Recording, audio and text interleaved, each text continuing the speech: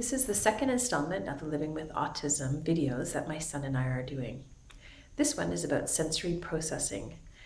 Now, many people call it sensory processing disorder, which implies that there's something negative about it.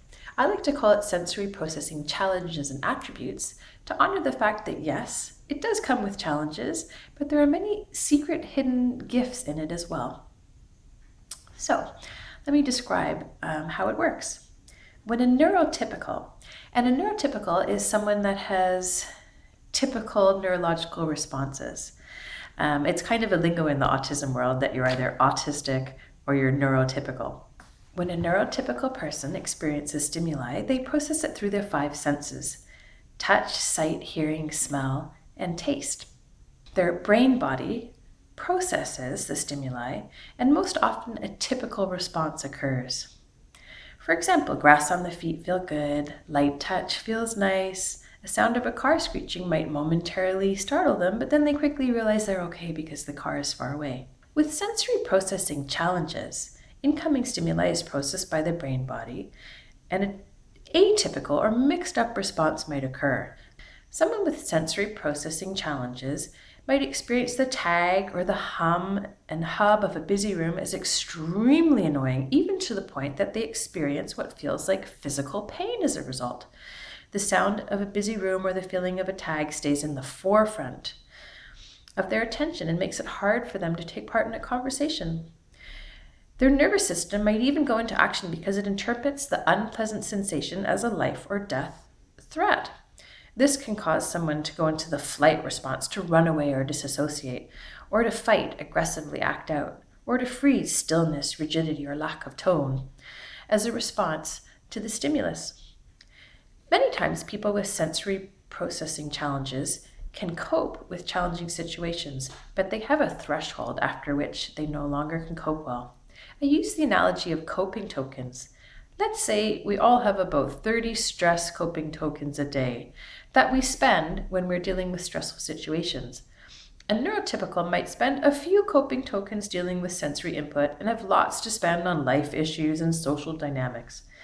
A person with sensory processing challenge may start off with the same amount of coping tokens, but they might spend most of them in the morning coping with the tag on their shirt. They might be so busy coping that they might not be able to concentrate on anything else. By lunchtime, they may have used up all their coping tokens and have none left for the rest of the day. Everyone with autism has some form of sensory processing challenges, but you can have sensory processing challenges all on their own. When I walk into a busy room, I can keep track of about 6 or 8 conversations. The cadence and rhythm I experience is like a huge polyrhythmic orchestra. And that's just the sound. I also experience an emotional nuance from each conversation that feels like a hum. If someone comes up to talk to me, I have the ability to filter out this amazing polyrhythmic orchestra. But to do so, I spend a lot of my coping tokens. The risk is that once my coping tokens are all spent, my brain goes into a very non-functional state that I call brain fry. My son Wyatt knows this well. When he sees me in this state, he's, "Mama, is your brain fried?" And I'll be like, "Yes." And he knows I need a good rest and to sit down and relax so that my brain starts working again. I was once in a store when Wyatt was 4 years old, and he said to me, "Mama, they have the same fan here as Aunt Levissa's cottage." I turned around expecting to see the fan, or a fan, but there wasn't one, and I asked, "Well, what do you mean?" And he said, "It sounds the same." I realized he was referring to the HVAC system. I inquired further. Pointing upward, I said, "Do you mean the hum coming from that vent?" And he said, "Yes." I said, "What about the sound coming from our vents at home?" "No," he said, "they sound different." He had unconsciously cataloged the different hum sounds that come from HVAC systems and could match up similar sounding hums. This is part of the range of unique responses that often occur with sensory processing challenges. Standing in the store looking at my son, I was thinking to myself, with this acute hearing, while it can be challenging at times, it could also be useful in his life. Maybe he'll become a car mechanic who can diagnose the engine trouble with just how the car sounds. Or maybe he'll become a musician. Or maybe. There's lots of different things he could use this sensitivity for. I see it as my job as a mom to help him figure out what gifts arise out of his sensitivities.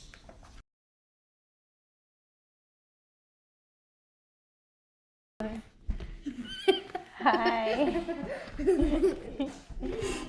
Where are you now? Would you like to tell the people watching about wearing jeans? What it feels like? Is that how you tell if clothes are going to be okay, that you turn them inside out? Look at it. Okay, so what parts of the jeans make them unwearable? I don't like this at all. You don't like that part? But I don't know what this is. That's what the pocket is sewn to, and it makes a little ridge. What happens if you wear a tag like that? Oh, it's so bad you want to rip it off right away. I think we probably need to cut that off. But I don't think you can wear these jeans anyway, so I was thinking of leaving the tag on so that we could give them to another kid. And what happens if you wear jeans to school?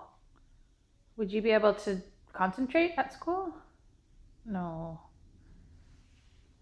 Is it because your mind's taken up with like, oh, it feels terrible, that pocket and those buttons, and oh, that seam feels terrible, so you couldn't think about anything else? Is that what happens? Yeah. What do you think of those pants? Is the fabric okay, or is it too rough? The fabric's okay, Yeah. but this is the problem. What does the seam feel like?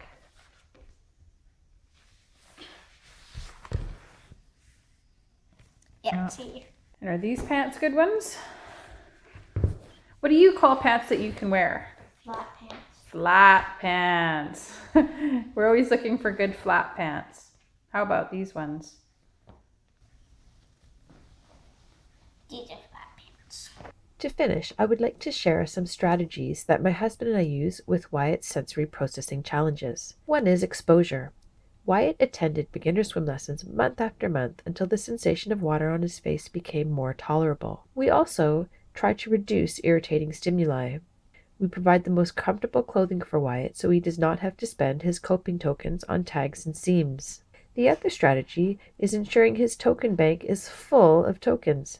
We do this by making sure he gets adequate sleep, nutrition, time in nature, downtime, and exercise, as these things build up his coping token bank. We also teach and support self-calming techniques. Techniques such as deep breaths, age-appropriate meditation exercises, and stimming help him calm down his nervous system.